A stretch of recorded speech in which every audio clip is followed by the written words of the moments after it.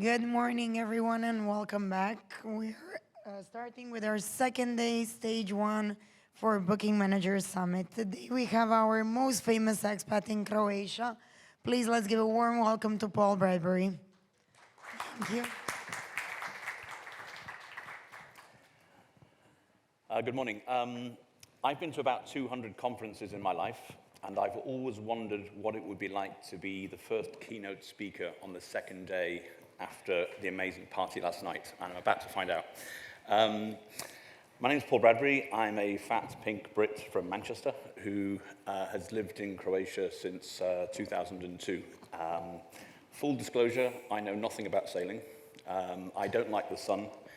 And 20 years ago, I moved to the most beautiful and spectacular island in the world, down in Hvar, where I lived for 13 years. And for an Englishman who likes the rain, who doesn't swim and doesn't like sailing, maybe it was an odd choice. But that's where I started. And although I haven't done much about sailing, I have survived 20 years in Croatia. And I've just written a book about that. And what I want to talk to you about today is my perspective about tourism in Croatia, and also how some trends are changing, and how sailing comes into that opportunity. Because in Croatia, we have a stereotype that we are a sun and sea destination. We're open for 3 or 4 months of the year. And everybody comes just to sit on the beach and go sailing, and everything is beautiful. So the stereotypes are that we are sun, sea, beach, and just about the summer. And Croatia is one, as you know better than I do, Croatia is one of the top sailing destinations in the world. But the stereotype of sailing in Croatia is also the same. It's about the sun, the sea, the summer. And as I'll show you now, there is a very small but very gradual and very growing change in the way that the world is operating these days, and there are new opportunities that as yet are not really being exploited, but there are people on the ground who are starting to do things. One of the big changes in the last 2 years, especially since the pandemic, has been the rise of the digital nomad. This is a person who is working remotely.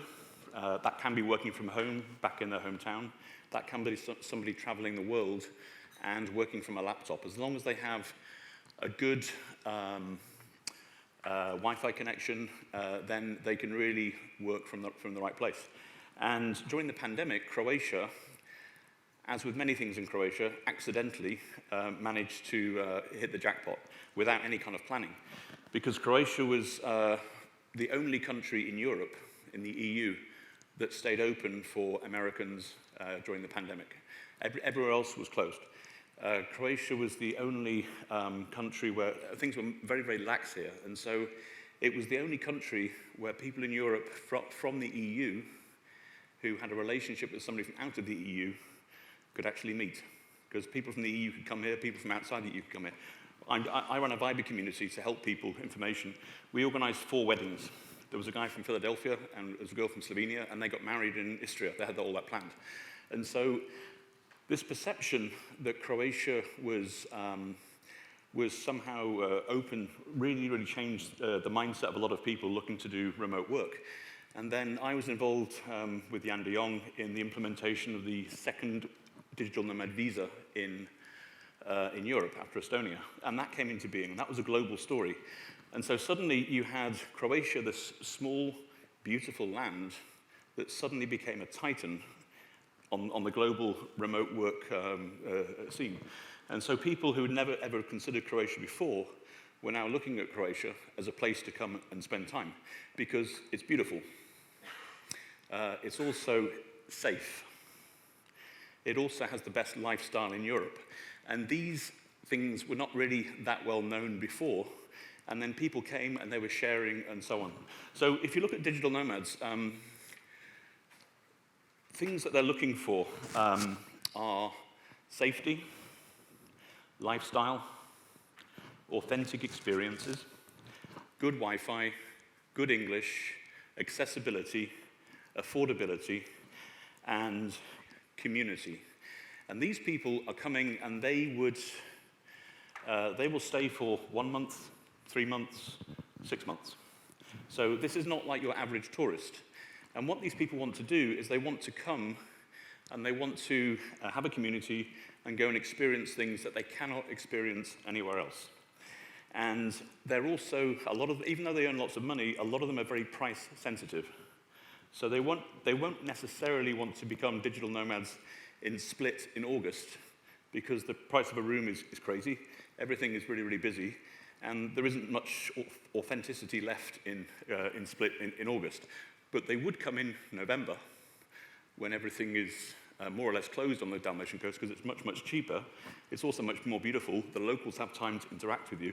It's a much, much better experience. So now we have Croatia, this amazing summer destination for sailing. And we have these new digital nomads who are coming. And let's start by looking at putting those two together. Okay, so how do I do this? Okay. Yeah, please, just to get the, oh, is that working? Okay. There's no, hang on, that's the wrong one. That's right. Can we get some sound? Sorry, I'm a technical idiot, so.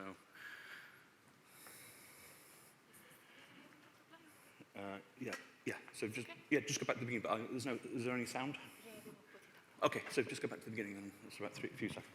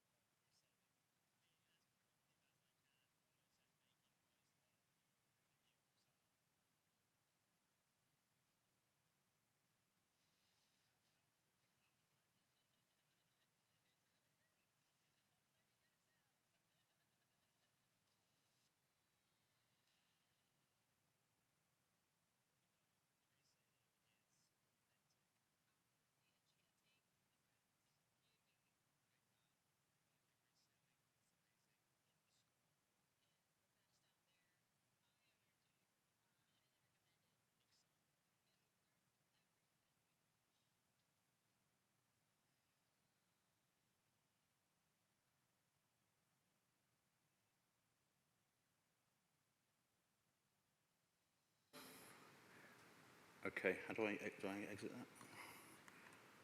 that? Okay, so that's the traditional meeting of a new sector, digital nomads. They come to Croatia during the summer. You have a traditional sector called sailing in the summer. Those two connect. There are now businesses that cater specifically for digital nomads. They have very high quality Wi-Fi. And these now are starting to grow in popularity as an opportunity for tourism. I was one of the co-organizers of a conference called Dubrovnik Digital Nomads in Residence back in April 2021, where we brought 10 digital nomads from around the world into Dubrovnik for a month. And they had different backgrounds, different ages, different expertises. And over the month, they got free accommodation, and we co-created a 10-year strategy for digital nomads for Dubrovnik, which is not traditionally a digital nomad destination. And we had these, they worked Monday to Friday, their regular sort of jobs. Weekends, we had excursions for them. And on Friday, we had a design thinking workshop where we brought the community, we brought the city, we brought the tourist boards, and we brought the nomads in. And we looked at 6 critical things, such as the arrival process, accommodation, co-working, social life, that kind of stuff. And each member of the group, the community, the city, the tourist board, and the nomads, looked at the problem from their particular standpoint. And it was a fantastic experience, and Dubrovnik was very, very happy with it. A few weeks later, after that, Tanya, who was my partner in that, she's from Australia, she was having a beer with 4 of these nomads from Japan, from England, from Wales, and from Holland. And they heard that there was an event on the island of Brač called the World Championships of Olive Picking. And this is a Dalmatian guy, very smart guy, who had a big olive grove. And he's a bit lazy, as some Dalmatians are. And so he organized a world championship where other people would come and pick his olives. And so every year he has about 12 to 15 different countries that come and pick olives. They're from New Zealand, Palestine, America, Russia. 2 girls, 2 boys.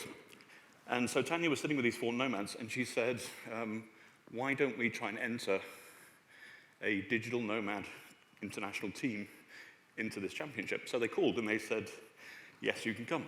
So they formed the extra virgin digital nomad olive picking team. And they came 5th. And they were on national television in Holland, in Norway, and in Croatia. And everybody thought, what a cool story. And I thought, it's a really cool story, but imagine if we had publicized this opportunity on the Facebook pages of expats in Split, of digital nomads in Croatia, how many more people would have come? Because this is a unique, authentic experience. You cannot go to the World Championships of olive picking anywhere else. So this is the thing that nomads would like to go tick. I'm coming to Croatia for this. So that was the first thing in my head that got going. The next week, I went to a press conference in Zagreb. And Zagreb County has some amazing vineyards. Pleševica is the Champagne region of Croatia, for example. And they were having a thing called Via Vino, where they were having open cellars in the month of October, but also combining it with art, with cinema, and with culture. So they had the James Bond movie, the premiere, in a vineyard with a big screen, sitting on straw bales with blankets, because it was cold, roast chestnuts, and young Portuguesats, the young local wine. And I thought to myself, what an incredible, authentic experience that you cannot get that anywhere else. So I called the director and I said, I can bring 50 nomads to this, because this is something they'll go, wow, we once went to Croatia and we saw James Bond in a vineyard. And she said, please don't, we don't have that much space, but would they like to go truffle hunting? And because not many people know, but Zagreb has excellent truffle hunting just by the airport in the forest there. And I was thinking, of course they would like to go truffle hunting. And then I hit myself on the head, and I've been writing about tourism for 10 years, and I've completely missed the point of Croatian tourism. Because Croatia is one of the, I think a fairly unique country that offers authentic experiences 365 days of the year, all over Croatia. There is always something unique, a little festival, a little... I mean, I've had my feet in a vat of lavender at the Lavender Festival. I've been to a fava bean festival and eaten fava bean ice cream. I mean, this country is seriously, seriously nuts, and it's very, very localized, and people don't really know about it. So,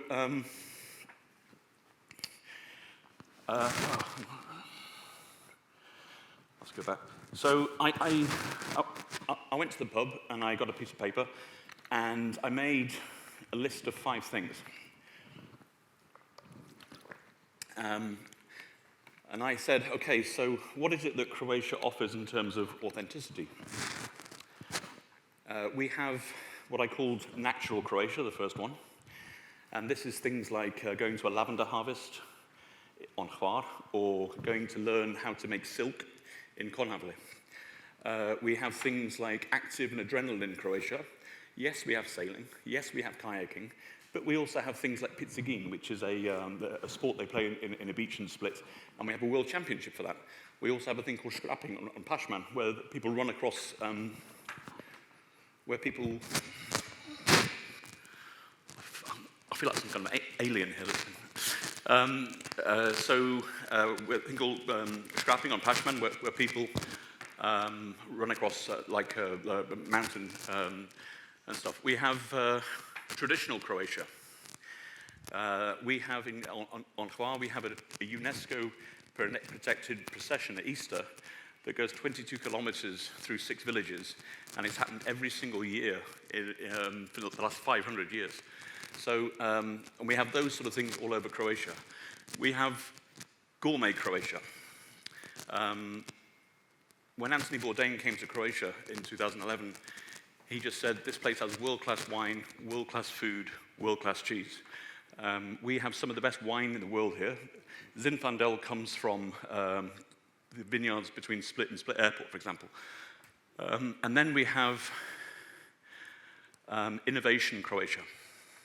So a lot of these digital nomads are really into IT and so on like that. We have Rimac Bugatti, the second unicorn of Infobip.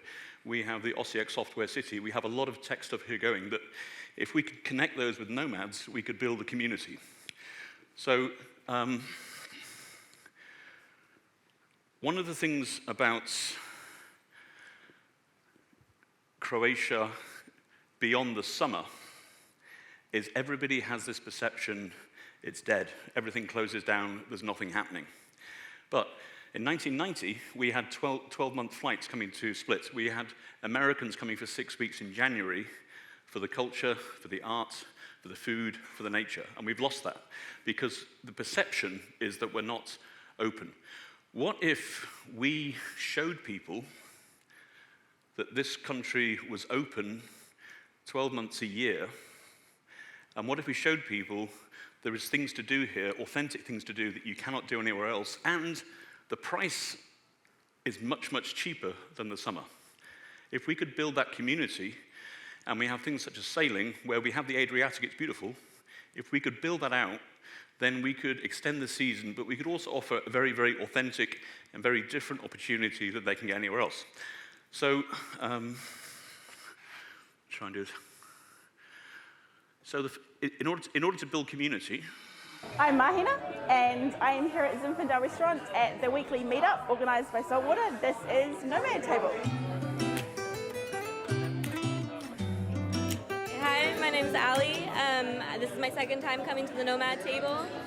My partner and I came because honestly it just seems like a great way to meet people who are visiting Croatia or living here, and something great to do on a nice Friday night.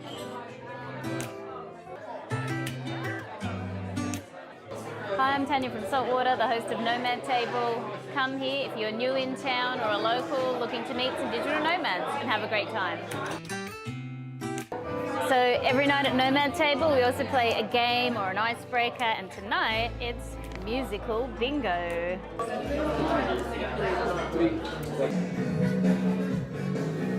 Not only is Croatia being recognized as one of the best locations to go to as a digital nomad, but we're actually creating a stronger and stronger community here, and that's something that you can see right now in Zinfandel.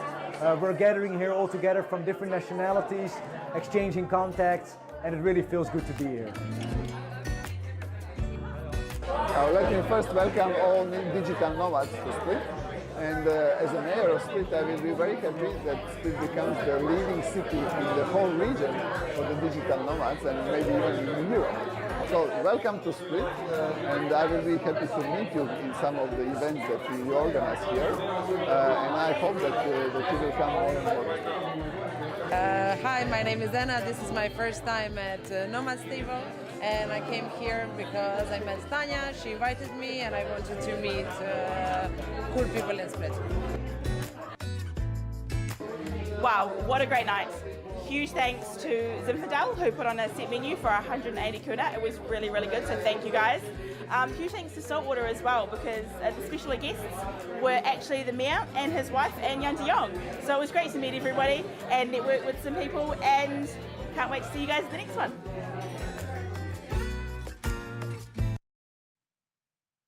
So suddenly, this is a very, very small example, but this is the end of November when everything is closed. And Split, if you go to Split in the end of November, things are pretty much closed. But here is one little tiny shoot of something with a bit of life.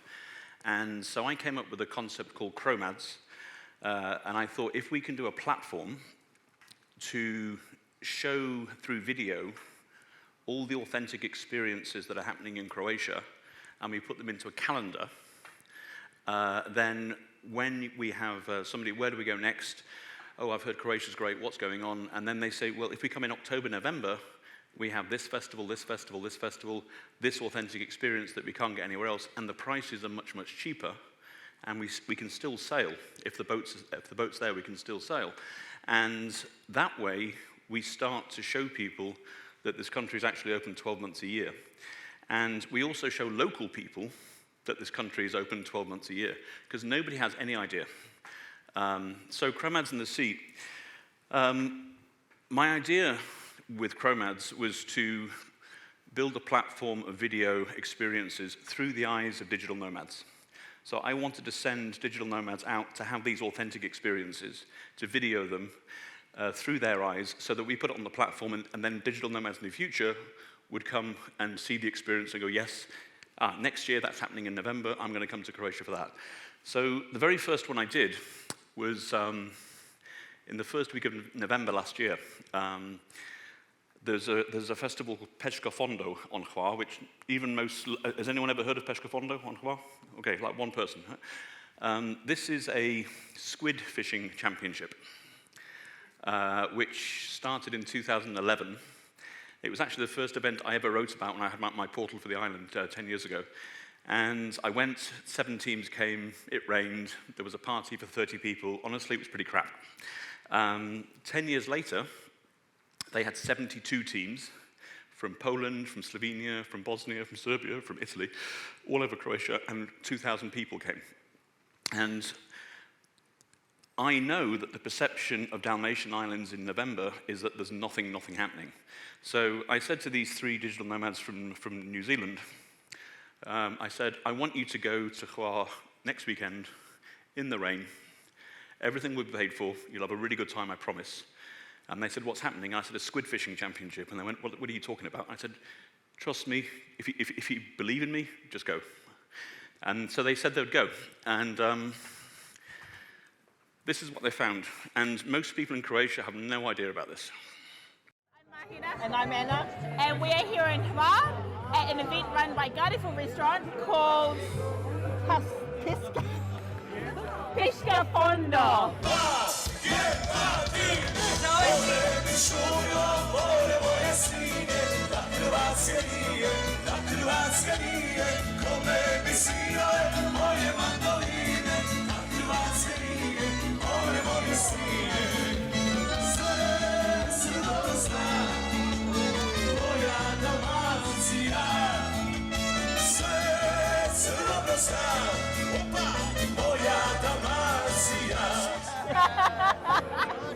It's squid fishing and big game fishing events.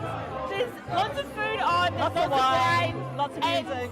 We're about to get on a boat to go squid fishing, so wish us luck.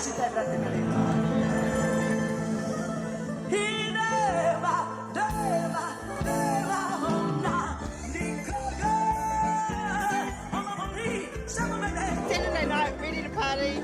It's pouring down with rain, absolutely amazing. Food was great, the music was awesome. This is fun, I totally didn't expect this, and it's awesome. And just a great vibe all around. Huge thank you, Restaurant Gariful, everybody else who was involved. This was an amazing experience. We'll be back.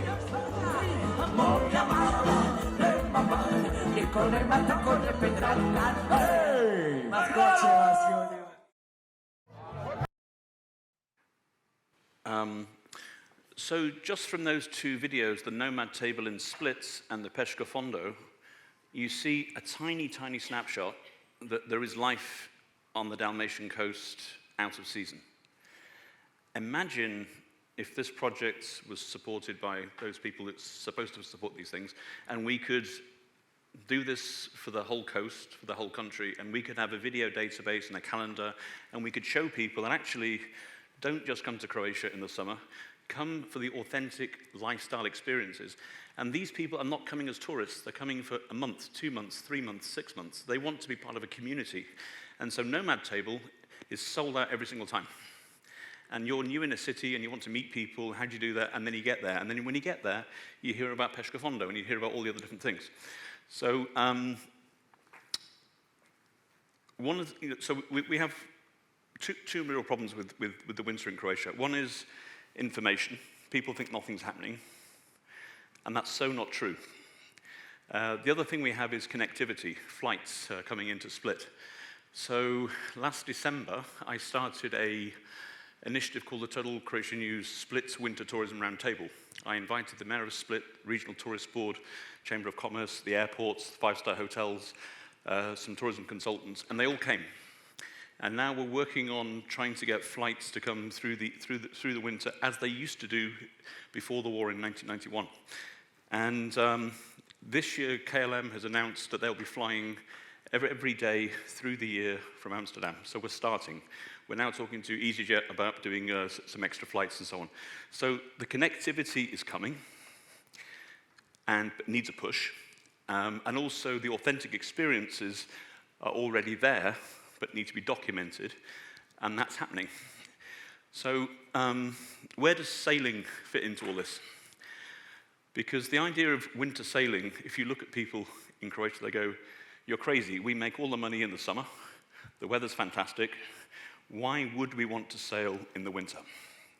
Now, at the beginning I said, I don't know anything about sailing, and that's true. But I do have friends that do sail, and I do have friends that are very passionate about sailing.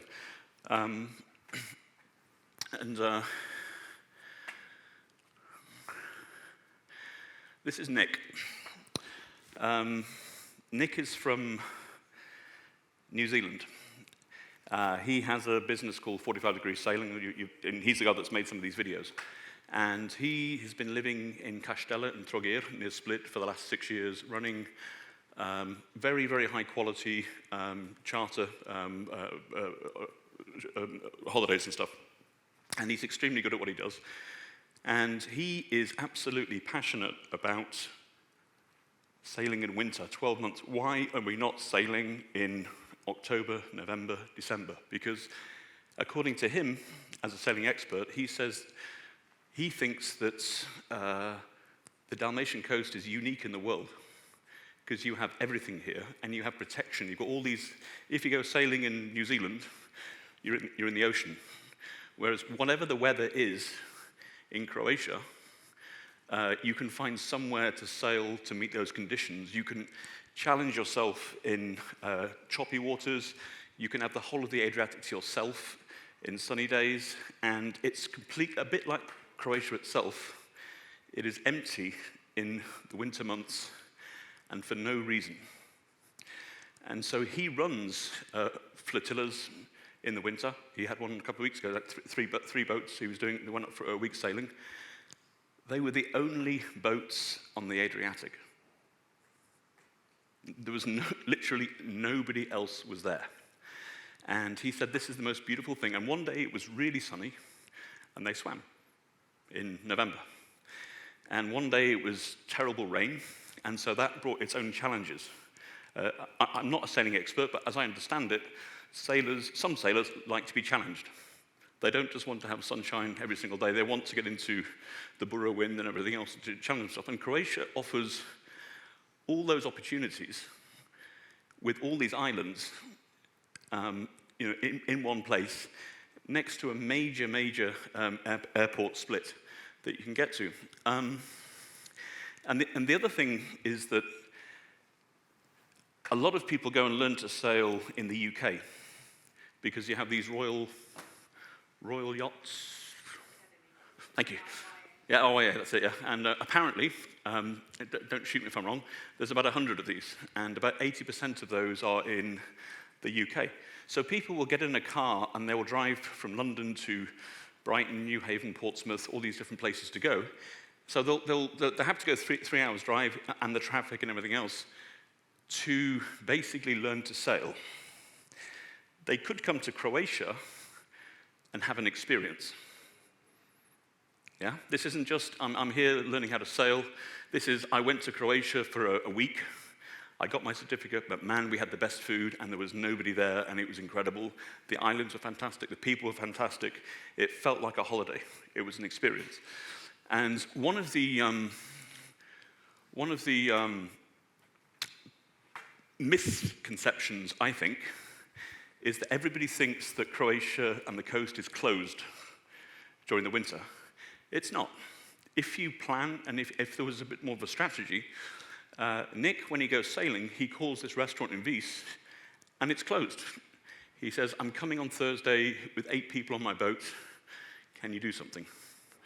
They have the most incredible, authentic experience on the water with nobody else around, fantastic fresh seafood. Compare that to getting in the car and driving to Portsmouth. Yeah? So Nick has been trying to get a bit more sort of interest in this concept of winter sailing because he says, and again, I'm not the expert, at the end of October, if he wants to charter a boat on the Dalmatian coast, he can't. Because there aren't any, everyone's taken the boats out of the water or they've gone somewhere else. And he says there are probably 3 boats from Split to Dubrovnik which he can call up and use. Yeah? And so you have this amazing situation. I mean, and this is so Croatia.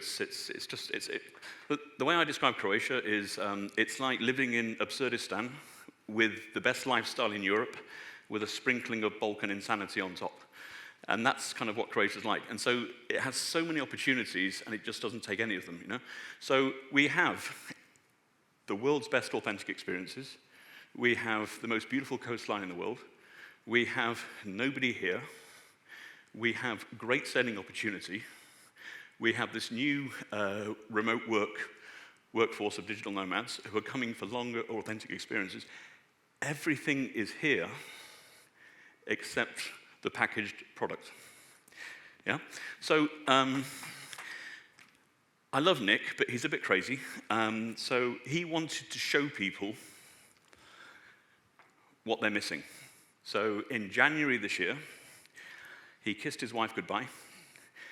He took his boat out from Castella, and he went on a 7-day solo sailing trip from Castella near Split to Lastovo, which is the furthest island near Dubrovnik, going to places like Millet and to Korčula and different things. And he did it, and he's a great video producer. He had his drone, everything else. He swam every day, sometimes 3 times. And it was cold, but it was amazing.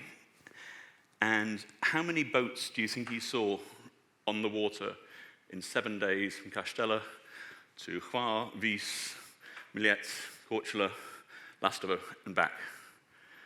It was on day 7, on the way back to Castella, that he saw the first boat of the week.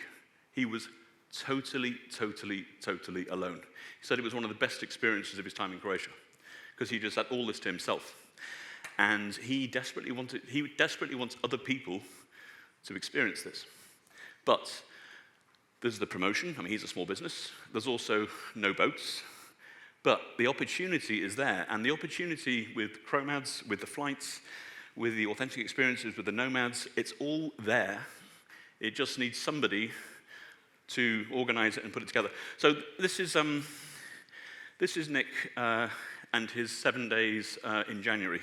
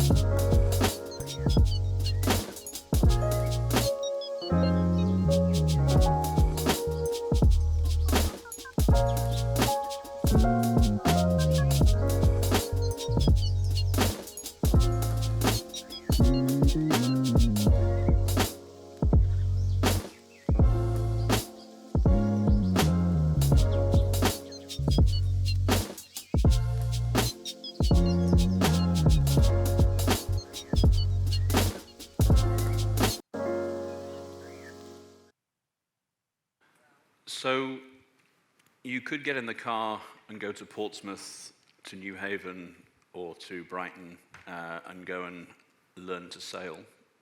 Or with a little bit of planning, organization, investment, we could create an amazing sailing opportunity for Croatia from October to April, which will never get the traffic of the summer, but we don't want it to. But this is how you then develop that, and then island communities will start to live again because this restaurant will stay open if we can get things going.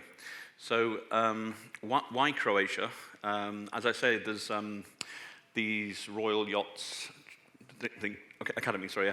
So there's about 100 of those. Apparently 85 of them, 85% are in the UK, and there's 4 of them in Croatia, I think, but they're not that well publicized.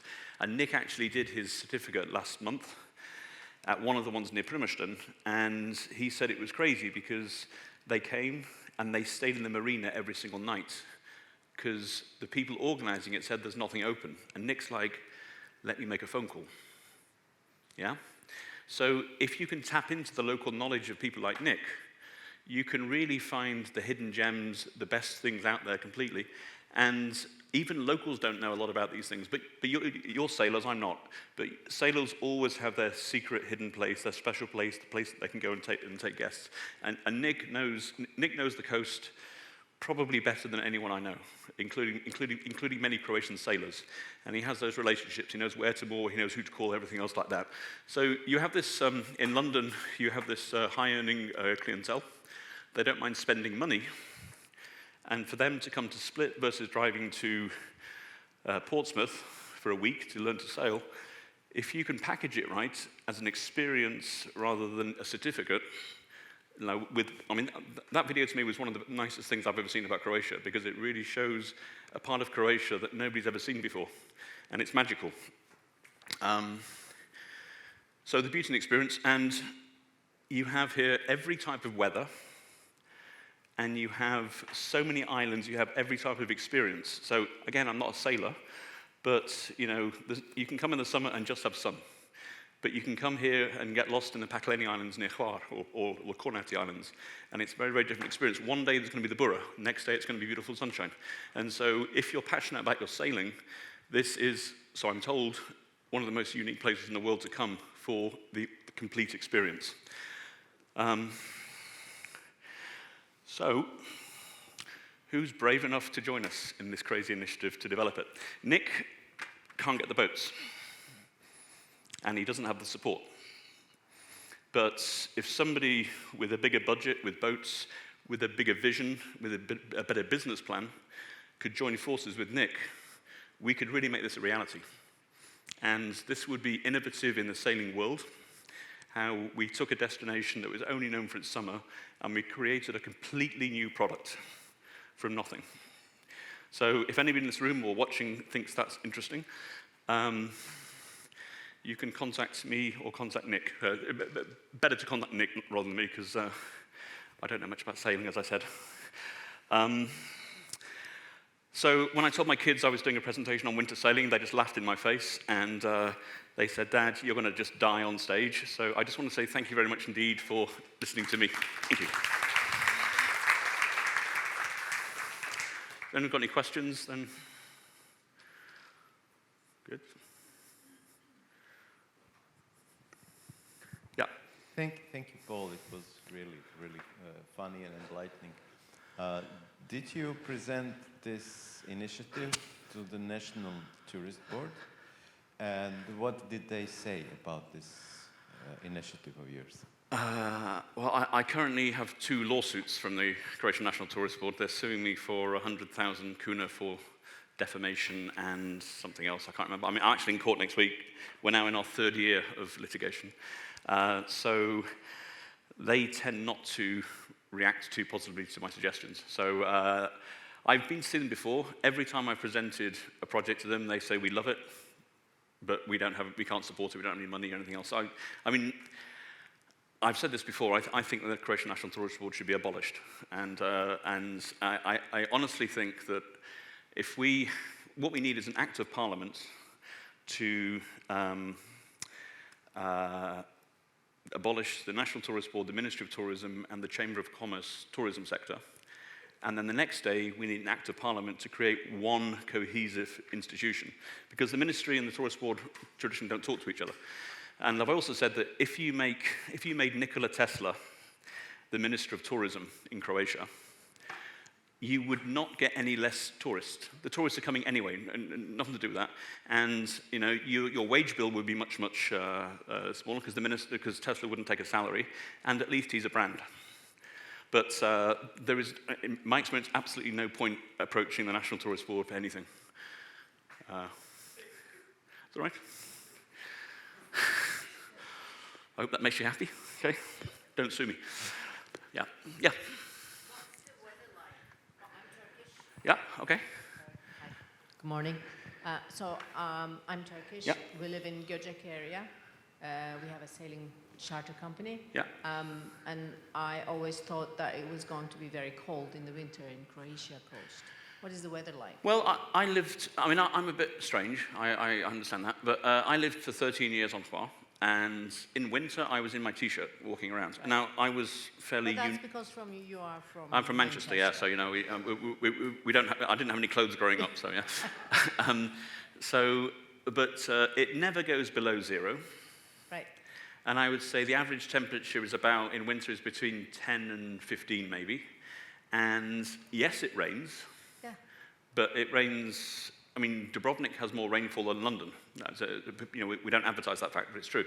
And, but the number of sunny days in Croatia in the winter, it's a fantastic, fantastic climate. I mean, organized tourism in Europe started on May the 15th, 1868, on the island of Hvar with the foundation of the Hvar Health Society, because they would send the aristocracy from the Austro-Hungarian Empire to Hvar, which they call the Austrian Madeira, to recuperate because of the healthy temperate climate in winter. So, and before the war, before 1990, we had Americans coming to spend January on the coast in Dalmatia because it was mild climate, cheap, and beautiful. Absolutely, because I think, you know, you said one of the things that was missing was information, and I think the perception of winter in Croatia is, our perception is that it's colder than it is. Yep. We live that in Turkey. I think Nick's video was incredibly inspiring. Your presentation is, for me, very inspiring to go back home and do similar initiatives in Göcek area, because we have the same and similar weather. Bring your boats to Croatia. Maybe, I was going to say, we should explore cross-border collaboration. Talk to Nick, yeah. Okay, I'm out. I've been summoned.